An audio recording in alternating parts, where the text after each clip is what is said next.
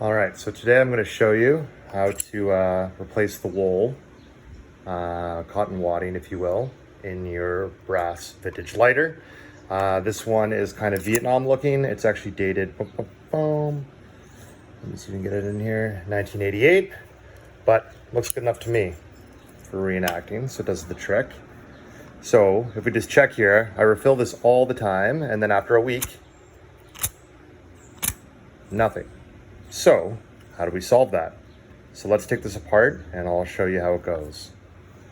All right, so first you're simply just gonna slide this out. Sometimes it takes a little bit of force. It literally almost pops out. Left with it empty in there. That's just the case. Make sure you remember how you put it in. And then this one's actually made in Niagara Falls, Canada, since I'm Canadian. That's where I got it. So the first thing you're gonna do is you're gonna check in here, and this is usually where you put your lighter fluid. You pull this flap up and you spray a little bit in. Mine actually comes with extra flints, if you can see them in there, which is pretty much a good bonus. So we have to now take this cotton wadding out that's inside, not the protective cover, but the stuff inside. So let's do that right now. So first thing I'm gonna do, you don't have to do this, but it's gonna make your life a lot easier. Take a coin, take out the flint spring.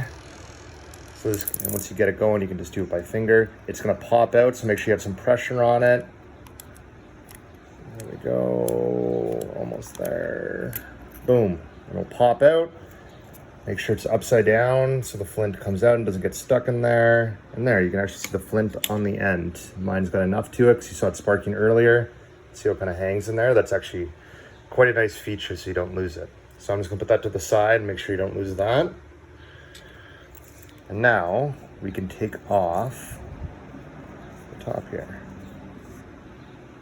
All right, I'm gonna take my flints out. Don't need those in there right now. All right, and now we take out the cotton wadding. So you can use any tool you want. I'm gonna give this a try, a seam splitter, if you will. Pretty much your mom probably has this in your sewing kit. If not, just go to your local sewing store and you can kind of just pick under there. And then you can actually see the wick already in there. So I take out the first piece. And just make sure you order them in case you need to put them back. There's actually another piece on the other side here. And bear with me because I've actually never done this before. So this is kind of my first time tutorial on how it would go. All right, and a nice big piece out there. Oh, that's a big one. So I'm gonna make sure I kind of know where the wick was there. It's kind of right in the middle. So I'm gonna pull this out, and actually looks not bad. So I'm surprised it isn't lighting. And then I can continue to pull that out. There's more in there. I'm gonna leave the side wadding for now. That's just gonna be hard to cut into shape. As you can see from that angle, that it kind of comes up further. So you can get another layer down. Okay. So just remembering the wick was folded in between those layers because the wick has to pick up the fuel. So your fuel soaks in here, right? And then it actually soaks into the wick. And who knows, it could be the wick that's dried out. You never know. But this one looks pretty damn fresh. All right, so let's go ahead and make some new wadding if we can. All right, so I kind of got lucky at the vintage store today and I actually got some lamb's wool. This is actually probably more for using as cotton wadding from the convenience store nowadays. So that's what you can use. You can go to the convenience store, or I should say pharmacy, drugstore, whatever you want to call it. Pick up some cotton pads that, you know, your wife, girlfriend, or sister or whatever would use for their makeup or nails, whatever the hell girls use it for. But this one, they give me a nice big bunch of it. So I'm gonna see if I can use this, and I'm gonna see if it'll actually hold fuel better than the originals. Only time will tell. So I'm just trying a few different concepts here, and I found the scissors actually work quite good. Just your basic household pair, and kind of just cut them right to size. And there you go. So now I can pretty much have a set. I'm gonna make this one a bit bigger because it needs to be pushed down. This is actually really, really, really dense. So I'm just gonna practice on my sizing, cutting and packing. All right, it's kind of pointless to try and pack it before, so instead I'm just gonna throw it right in there and give it a nice pack down kind of as we go.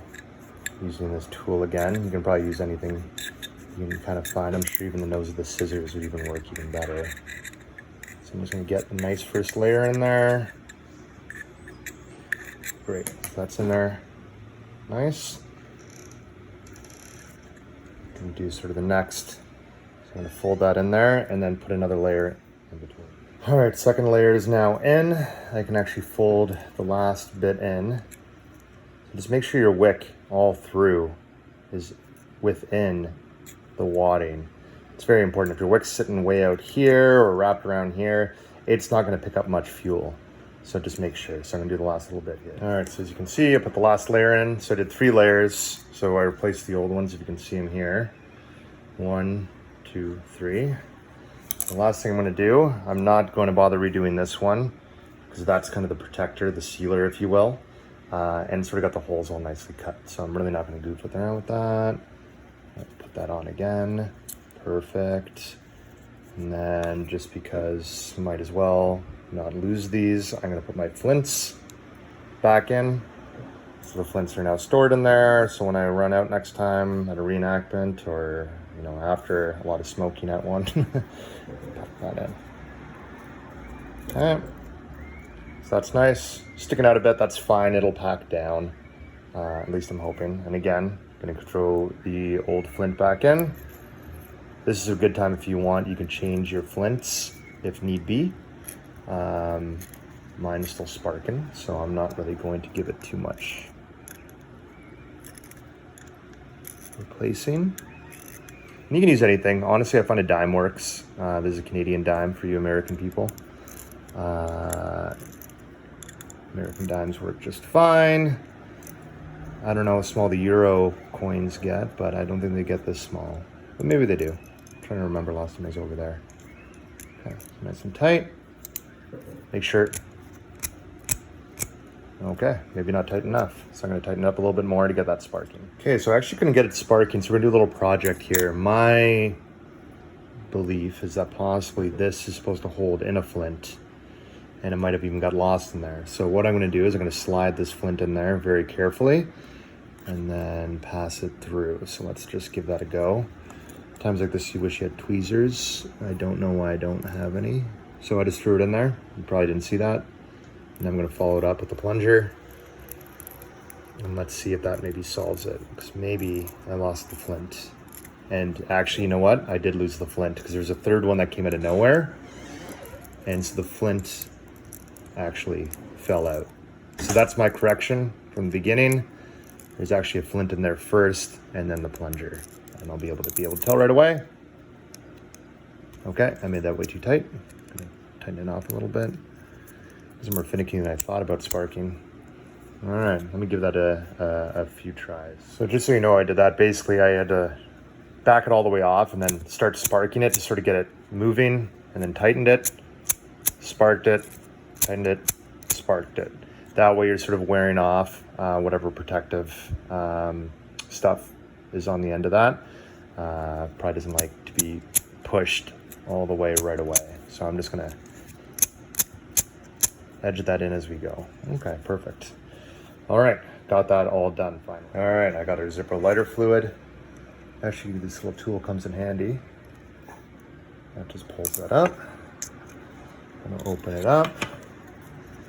I'm going to open up the bottom. So this is good filling instructions for anybody that is working fine, but they just want to test it. I'm just gonna spray some in there. Usually I just give it like one good push. I don't want to overfill it just in case I have to just totally redo this. It should be nice and good. Gonna take that, gonna put it back in here. Hopefully it fits. There we go. Close it up. And there we have it, right away. So the only real way to tell now if this will last is I'm gonna leave it overnight and then a few days and see if it'll still light and hold fuel. Now you're gonna have a big flame up at the beginning usually, just because the lighter fluid is fresh. And if you look in there, I'll do a separate video another time on the wick, and how to redo the wick. Basically, long story short, if you want, you can pull it up as you go. So if it's really not much wick showing, get something, pliers, don't get these Sharpie things, but pull that on up and give yourself a little bit more life to your wick until you've run out of wick inside or you're getting low on it, and then you can replace it. All right, guys, that's Blighty Vintage, and that's how to get your Zippo lighter working. And don't leave this near it.